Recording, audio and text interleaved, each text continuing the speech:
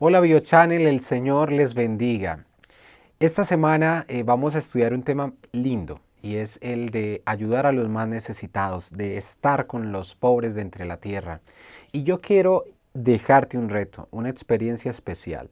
Y es que te propongas como resultado de esta semana hacer algo por alguien en necesidad, aun cuando tú mismo estés en necesidad. Eso va a agradar al Señor, eso será un aprendizaje significativo y práctico. Así que el reto de esta semana es ve y trate de ayudar a alguien. Y te voy a poner una tareita más. Cuéntanos la historia de qué pudiste hacer, no para presumir, sino para contagiar, para inspirar a otros. El mismo Jesús que dijo que no sepa tu derecha lo que no sepa tu izquierda lo que hace tu derecha, él también dijo que no se prende una luz y se pone en una caja, sino en el candelero para que alumbre a todos los que están en la casa. Así alumbren vuestras buenas obras delante de los hombres para que las vean y glorifiquen a vuestro Padre que está en los cielos. Así que vamos a contagiarnos de buenas ideas, vamos a estimular entre todos las neuronas espejo. ¿Qué pudiste hacer? ¿Qué piensas hacer? ¿Qué cosa crees que sería buena idea para ayudar a alguien en necesidad? Usualmente se nos ocurre regalar mercados y está muy bien, pero ¿qué otra cosa podríamos hacer? Vamos a poner nuestra creatividad al servicio de la bondad y veamos cosas especiales ocurrir esta semana.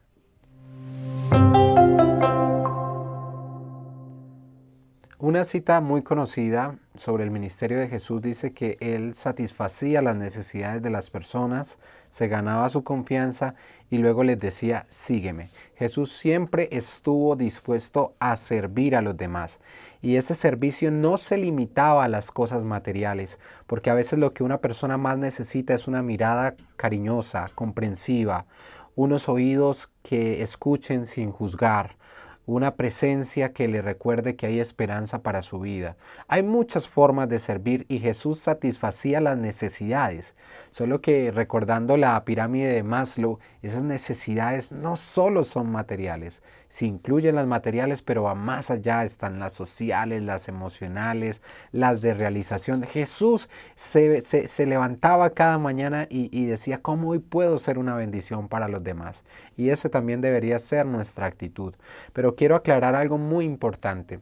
Como cristianos nosotros no servimos como una estrategia de evangelización, porque si sirviéramos como una estrategia de evangelismo, entonces sería proselitismo religioso y manipulación a través de la vulnerabilidad de las personas más necesitadas. Tú no sirves para que el otro se convierta. Tú sirves porque tú ya estás convertido. Y ese es tu fluir natural, imparable, auténtico. Y luego resulta ser que ese ejemplo de servicio abre puertas de corazones, desbarata argumentos. Porque hay una cita linda que dice que un cristiano bondadoso y cortés es el argumento más poderoso que pueda presentarse en favor del Evangelio. Tiene un efecto de hacer que la gente se interese en Jesucristo, se interese en esa mentalidad que gobierna tu vida. Sí, pero no debe ser tu interés, como, ay, voy a llevarle al mercado para que así le pueda dar los estudios bíblicos y se convierta a mi iglesia. Bueno, que no se convierta a tu iglesia, que se convierta a Cristo, empecemos por ahí, ¿cierto? Y que tú no lo hagas como con esa expectativa de que ella se tiene que convertir, no. Simplemente con la expectativa de servirla y de amarla. Y luego también qué rico que pueda aliviar no solo sus necesidades materiales, sino también las espirituales que agobian tanto al alma. Entonces cuando tu mirada ya no es sectaria, no es inquisidora, sino compasiva, es distinto.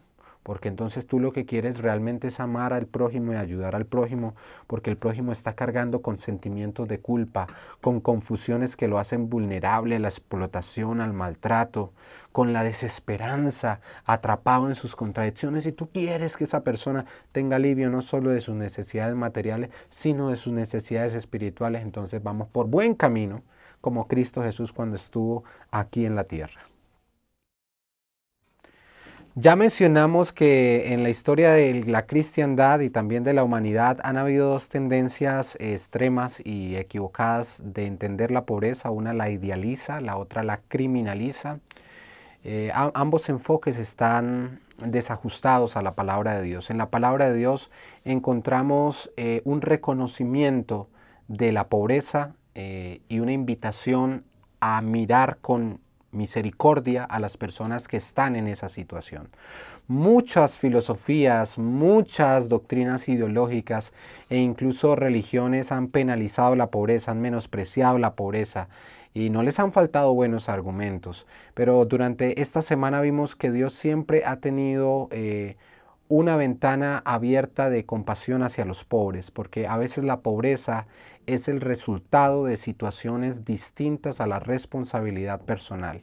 Y como lo dice una escritora inspirada, recuerda que tú has tenido oportunidades que otros no, en términos de escuchar una idea, de familiarizarte con nuevos conceptos.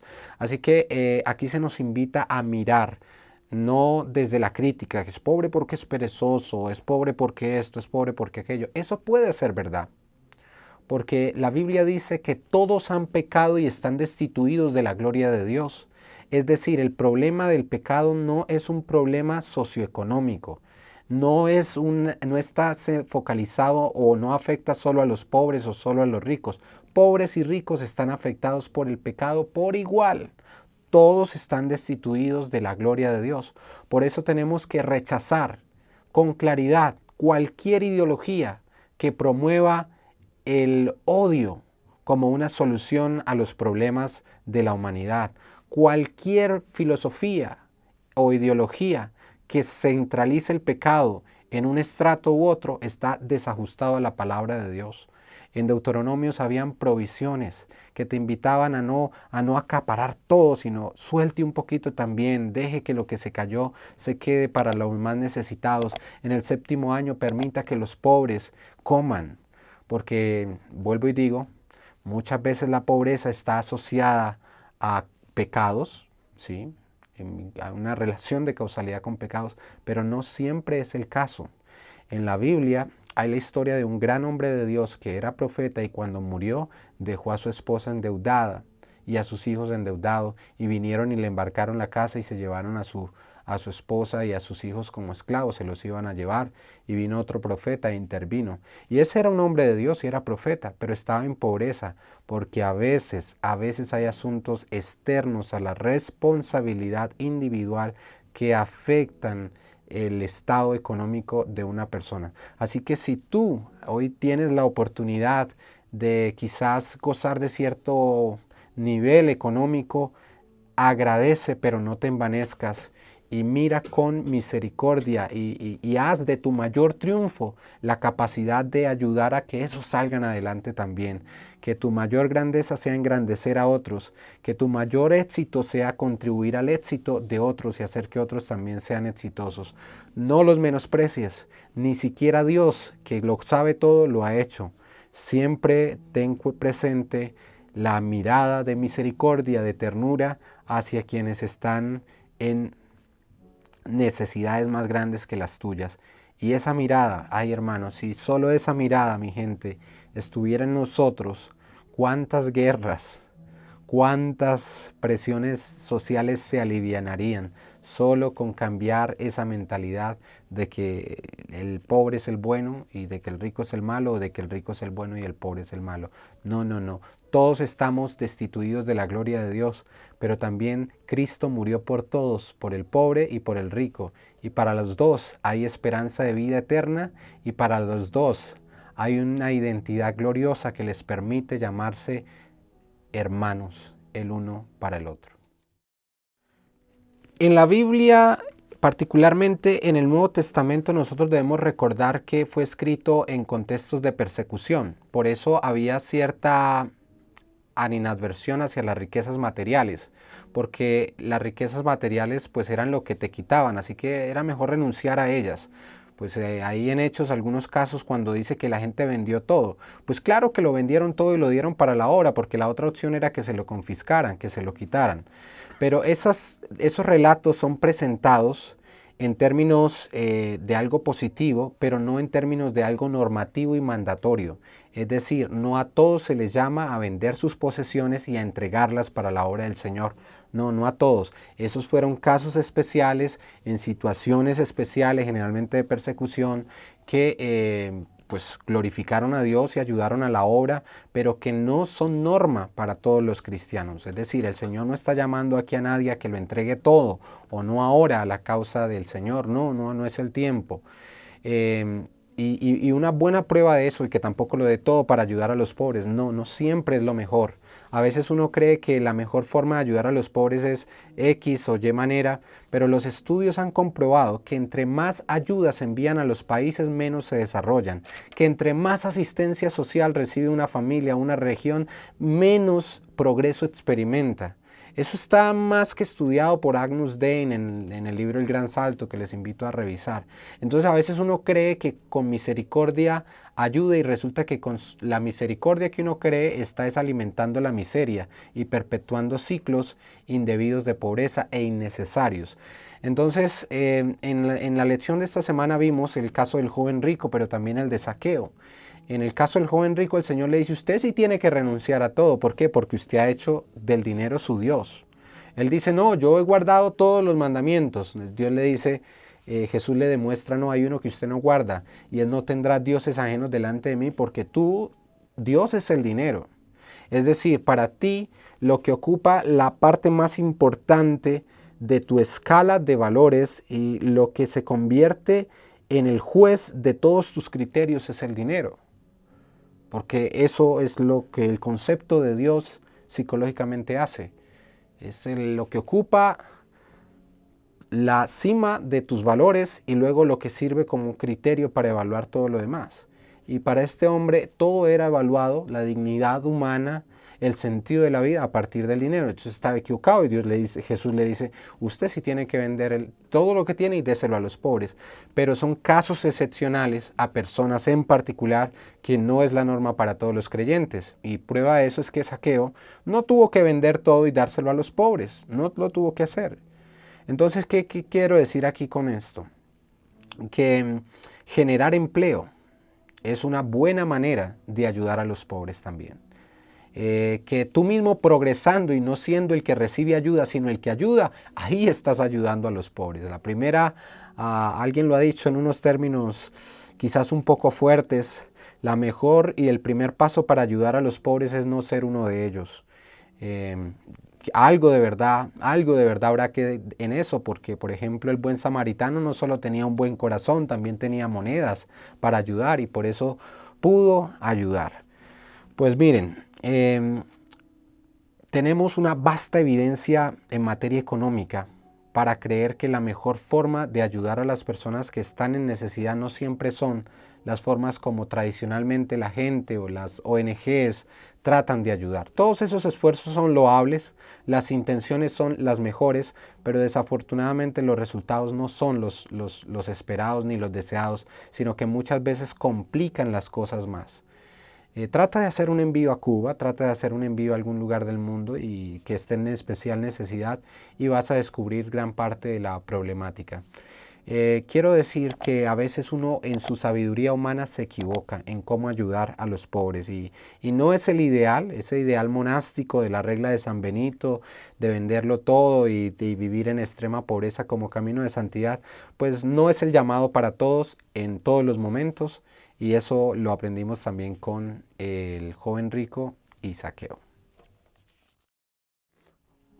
Job es un buen ejemplo de la correlación que existe entre la integridad del carácter y la riqueza material. Él era un hombre sumamente íntegro y también altamente bendecido en lo económico, un hombre rico. Pero hay algo que es fascinante sobre él y es su buen corazón. Él presenta que parte de la integridad del ser humano consiste en su intención de ayudar a los demás. Eso es el servicio cristiano, eso es la medida de perfección del cristiano incluso, su capacidad para trascender sus necesidades y sus aspiraciones y mirar cómo puede bendecir a los demás. Y a veces nosotros creemos que ser perfecto es no tener defectos ni cometer errores, y a veces en esa búsqueda terminamos amargados, sintiéndonos culpables, acusadores. Pero aquí en Job tenemos un buen ejemplo de que la integridad pues tiene que ver con otras cosas, y una de ellas es esa disposición de estar con ojos bien abiertos a ver cómo puedo ayudar, cómo puedo servir a los demás de la mejor manera posible. Job dice que era un hombre que cuando había una persona nueva se preguntaba quién es, de dónde viene, pero no para chismosear, se preguntaba para poder bendecir, para poder ayudar. Y yo quiero invitarte que vayas a la iglesia y mires por favor cómo se viste la gente, pero no para criticar si el vestido está alto o los zapatos son de tacones altos, sino que vayas y mires a ver si en la iglesia de pronto detectas a alguien a quien puedes regalarle ropita. Sí, algo anda mal en la vida del creyente cuando está muy preocupado de qué es pecado comer y qué no es pecado comer, y no se preocupa más bien por los que no tienen nada que comer. Estamos mal enfocados en nuestro cristianismo. A eso no fuimos llamados nosotros. Job era un hombre íntegro que tenía ojos abiertos para ver cómo podía ayudar a los que estaban en necesidad. Y me encanta cómo muchos autores seculares han resaltado una tras otra vez la importancia de que quienes deseen prosperar tengan alguna estrategia, algún mecanismo de beneficencia, de ayudar a los demás, de servir a los demás. Ahora, el imaginario de la palabra servir es lo que necesitamos enriquecer urgentemente, porque la gente piensa que servir es solo regalar un mercado. No, eso está bien, a veces es bueno hacerlo, pero no es lo único. No podemos limitar el imaginario del verbo servir a cosas estrictamente como esas. Hay muchísimas cosas más que podemos hacer. Por ejemplo, conozco una persona que se dedicó a servir de una manera muy especial. Él sabe panadería. Así que se ha dedicado a enseñarle a muchos jóvenes que generalmente vienen de hogares disfuncionales, sin papá. Se ha dedicado él a ser una persona que les enseña un arte. Esa ha sido su manera de contribuir a los demás.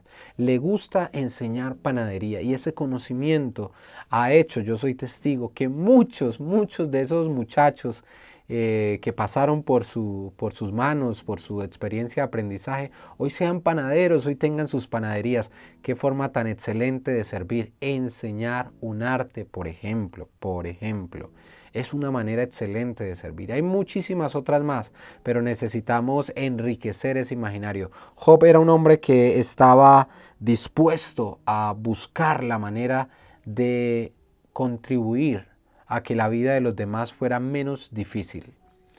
Y es que hoy cada persona que tú ves, detrás de cada persona hay una historia de dolor, de sufrimientos. Ellos son sobrevivientes de algo, de traumas de infancia, de abusos, de la muerte de un ser querido, del suicidio de un ser querido, de maltratos, de muchas cosas. Y tú debes estar consciente que la persona que tienes a tu lado quizás esté pensando en suicidarse. Mírala con misericordia y pregúntate cómo puede ser una bendición. A veces solo escucharlos, solo abrazarlos, solo llamar para preguntar cómo están, solo mandar un mensaje de WhatsApp, solo escribir una nota dando gracias por algo especial que haya hecho, puede ser de inmensa bendición. Job nos dejó ese ejemplo, y también Cristo nos lo dejó, y espero que nosotros nos propongamos, que es parte del reto de esta semana, a tener una idea sobre servicio y a ponerla en práctica.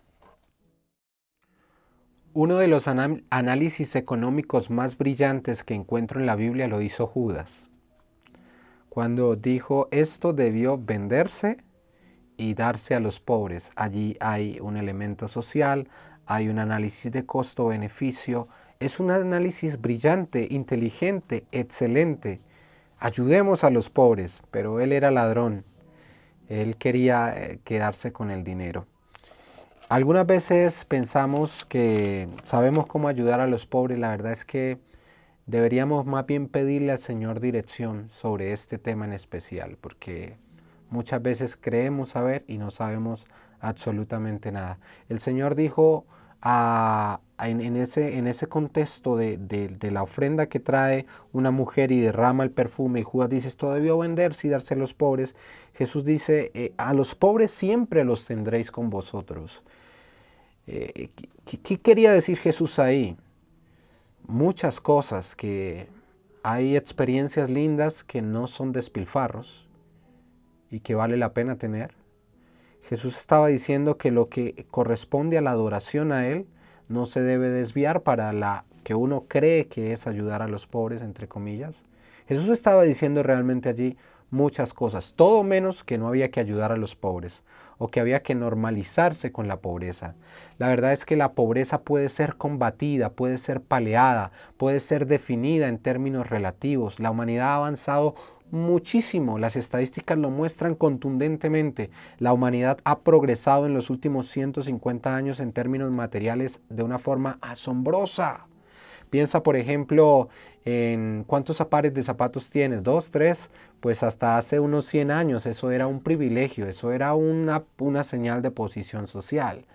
La humanidad, con todos sus defectos, hay cosas en las que ha mejorado, y los pobres de hoy en muchos sentidos tienen mejor alimentación, mejor educación, mejores experiencias que muchos pobres que les antecedieron. Si una persona pobre, comillas, puede abrir la llave del grifo y que recibir agua potable, está en condiciones de privilegio que gran parte de la humanidad no gozó.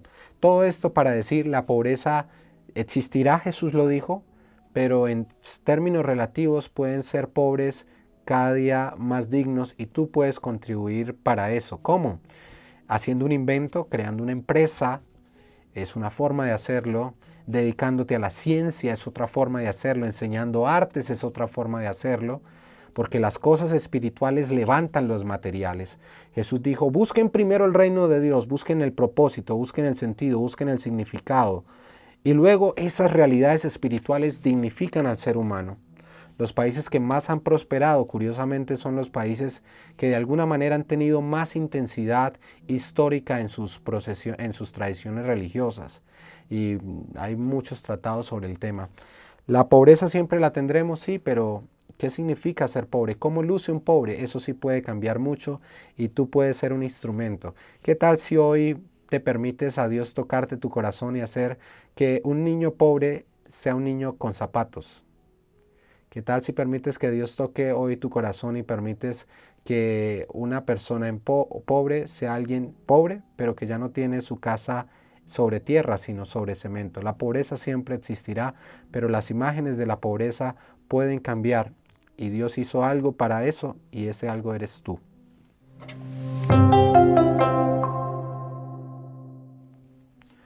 Recuerdo que fui pastor de una linda comunidad en el campo, en un lugar muy apartado y muy pobre también. Y un día llegué y los encontré reuniendo entre todos yuca, plátano, tomates, de todo lo que tenían. Estos bellos hermanos llevaron para reunir, y cuando yo conversé con ellos me dijeron, pastor, es que estamos reuniendo para ayudar a los pobres.